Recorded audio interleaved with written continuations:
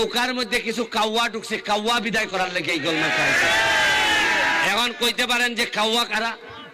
কাউয়া হইল নামে কয় শেখ হাসিনার, নামে কয় আওয়ামী লীগ, আর কামে বাগানবাসীর 5,000 টাকার থেকে 2,000 মাইরা দেয়।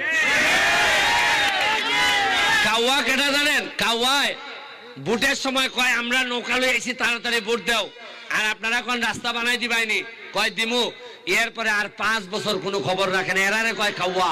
মাননীয় সংসদ সদস্য এ লাফালাফি বাড়াবাড়ি যে প্রধানমন্ত্রী বলেছেন, বক্তৃতা করেন, শেখ হাসিনার নামটা পর্যন্ত শালীনতার সঙ্গে উচ্চারণ করেন না।